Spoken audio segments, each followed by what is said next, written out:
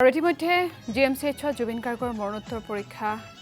অন্ত পৰিছে আৰু কিছু মুহূৰ্তৰ পাছতে শিল্পীগৰাকীৰ নশ্বৰ দেহ GMCHৰ পৰা লৈ যোৱা হ'ব সৰুসজাইলৈ। আমি GMCHৰ চৌহদৰ পৰা মৰ্গৰ পৰা কিছু পৰিৱেশ আপোনালোকক দেখুৱাইছোঁ। ইতিমধ্যে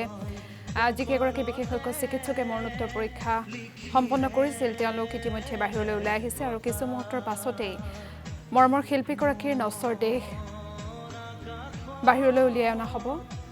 আমি আপোনালোকক GMCHৰ মৰ্গৰ বাহিৰৰ কিছু পৰিৱেশ দেখুৱাই আছোঁ এই মুহূৰ্তত আৰু GMCHৰ পৰা পোনে পোনে তেওঁক সৰুসজাইলৈ লৈ যোৱা হ'ব। সৰুসজাইৰ পৰা পুষ্পসজ্জিত বাহনেৰে তেওঁ কৰিব আজি শেষৰটো যাত্ৰা।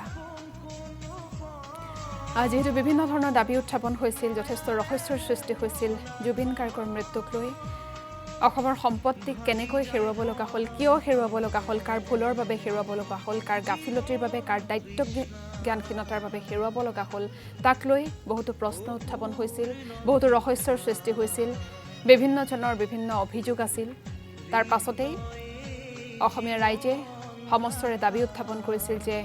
পুনৰ মৰণোত্তৰ পৰীক্ষা হ'ব লাগে। যদিওবা ছিংগাপুৰত মৰণোত্তৰ পৰীক্ষা কৰা হৈছিল, কিন্তু তাৰ প্ৰতিবেদন বৰ্তমানো অসমীয়া ৰাইজৰ হাতত পৰাহি নাই। গতিকে অসমত পুনৰ মৰণোত্তৰ পৰীক্ষা কৰাৰ দাবী উত্থাপন হৈছিল, যাতে যিসমূহ ৰাইজৰ মনত সন্দেহ আছে, যিসমূহ ৰহস্যৰ সৃষ্টি হৈছে, সেই সকলো ৰহস্যৰ যাতে অন্ত পৰে, মানুহৰ মনত খোদুৱাই থকা সেই সন্দেহ যাতে শেষ হয়, তাৰ বাবে মৰণোত্তৰ পৰীক্ষাৰ দাবী সকলোৱে উত্থাপন কৰিছিল, শিল্পীসকলে উত্থাপন কৰিছিল, অসমীয়া ৰাইজে উত্থাপন কৰিছিল। কিন্তু তাৰ পাছত চৰকাৰে ৰাইজৰ সেই দাবীৰ প্ৰতি সন্মান জনাই মৰণোত্তৰ পৰীক্ষাৰ সিদ্ধান্ত লৈছিল আৰু আজি পুৱা প্ৰায় 3:30 বজাত জুবিন গাৰ্গৰ নশ্বৰ দেহ লৈ অহা হৈছিল GMCHৰ মৰ্গলৈ আৰু সূৰ্যোদয় হোৱাৰ পাছত অৰ্থাৎ 5:30 বজাৰ পৰা আৰম্ভ হৈছিল মৰণোত্তৰ পৰীক্ষা আৰু শেহতীয়াকৈ এয়া সম্পন্ন হৈছে জুবিন গাৰ্গৰ মৰণোত্তৰ পৰীক্ষা আৰু ইয়াৰ পাছতেই জুবিন গাৰ্গৰ নশ্বৰ দেহ সৰুসজাইলৈ লৈ যোৱা হ'ব। সৰুসজাইৰ পৰা পুষ্পসজ্জিত বাহনেৰে তেওঁ আজি শেষ যাত্ৰা কৰিব আৰু তেওঁৰ শেষ যাত্ৰাত সংগ দিব তেওঁৰ হাজাৰ হাজাৰ অনুৰাগীয়ে। আমি দৰ্শকসকলক ইতিমধ্যে জনাইছোঁ যে GMCHত মৰণোত্তৰ পৰীক্ষা সম্পন্ন হৈছে জুবিন গাৰ্গৰ। এইমছৰ চিকিৎসকৰ উপস্থিতিত সম্পন্ন কৰা হৈছে মৰণোত্তৰ পৰীক্ষা। GMCHত মৰণোত্তৰ পৰীক্ষা ইতিমধ্যে সম্পন্ন হৈছে জুবিন গাৰ্গৰ। বহু প্ৰশ্ন আছিল, বহু সন্দেহ আছিল, যথেষ্ট ৰহস্যৰ সৃষ্টি হৈছিল, কাৰণ হাঁহিমুখে ছিংগাপুৰলৈ যোৱা লোকজন এটা কফিনত উভতিছিল। স্বাভাৱিকতেই ৰাইজৰ মনত প্ৰশ্ন উত্থাপন হ'ব। হাঁহিমুখে যোৱা লোকজন যেতিয়া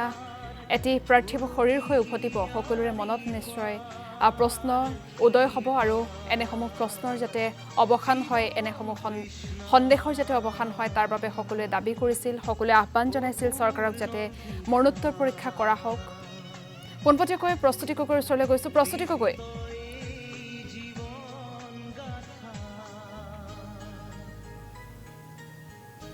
হয় প্ৰস্তুতি।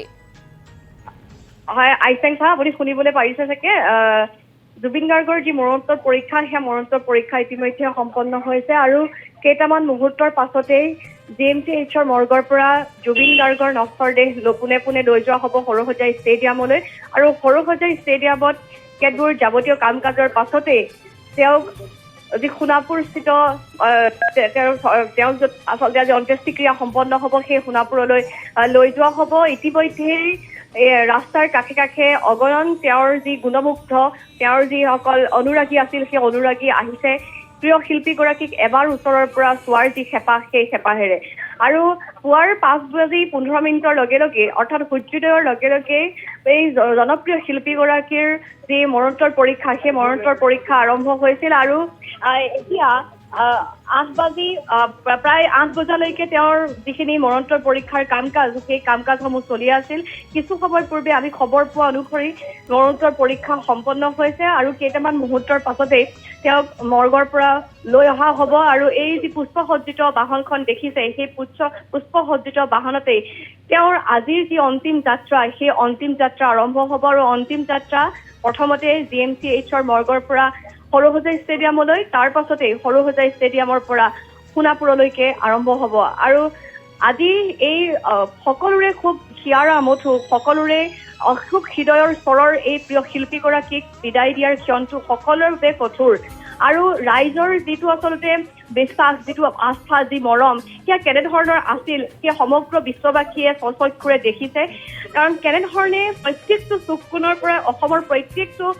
অঞ্চলৰ পৰাই কেনেধৰণে অগণন অনুৰাগীয়ে আহি তেওঁক শ্ৰদ্ধা জনালে কেনেধৰণে তেওঁৰ হেৰাই যোৱাৰ বেদনাত উঠি ভাহি গ'ল সেই কথাটো সকলোৱে দেখিছে আৰু এগৰাকী শিল্পীয়ে জীৱনত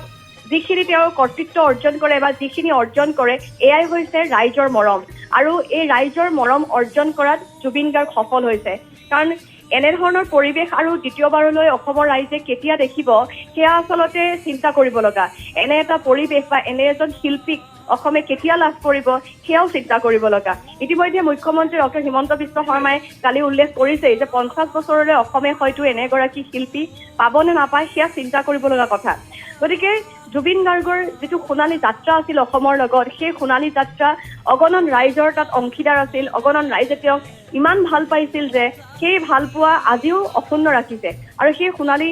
যাত্ৰাৰ আজি অন্তিমটো যাত্ৰাৰ সাক্ষী হ'ব তেওঁৰ অগণন গুণমুগ্ধ তেওঁৰ পৰিয়ালবৰ্গ তেওঁৰ শুভাকাংক্ষীসকলে আজি সেই অন্তিম যাত্ৰাৰ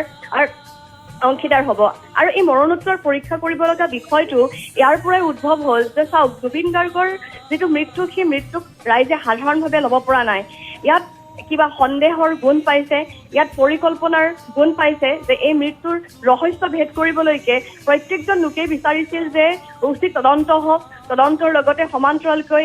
পুনৰবাৰ মৰণোত্তৰ পৰীক্ষা হওক যিহেতু ছিংগাপুৰত তেওঁৰ পূৰ্বে মৰণোত্তৰ পৰীক্ষা হৈছে তথাপিতো ৰাইজ আশ্বস্ত হ'ব পৰা নাই কৈছে যে নিজৰ মাতৃভূমিত আহি নিজৰ ঠাইখনত আহি পুনৰবাৰ মৰণোত্তৰ পৰীক্ষা হ'ব লাগে আৰু ৰাইজৰ সেই দাবী সেই অনুৰোধক মানি কালি মুখ্যমন্ত্ৰীগৰাকীয়ে ঘোষণা কৰিছিল যে পুনৰবাৰ জুবিন গাৰ্গৰ মৰণোত্তৰ পৰীক্ষা হ'ব আৰু সেই কথামতে আজি সূৰ্যোদয়ৰ লগে লগে জনপ্ৰিয় কণ্ঠশিল্পী জুবিন গাৰ্গৰ মৰণোত্তৰ পুনৰ পৰীক্ষা কৰা হ'ল আৰু মৰণোত্তৰ পৰীক্ষাৰ যি প্ৰতিবেদন আহিব সেই প্ৰতিবেদন কিন্তু অত্যন্ত গুৰুত্বপূৰ্ণ হ'ব এই প্ৰতিবেদনে হয়তো বহু কথা পোহৰলৈ আনিব পাৰে জুবিন গাৰ্গৰ মৃত্যুৰ আঁৰৰ ৰহস্যবোৰ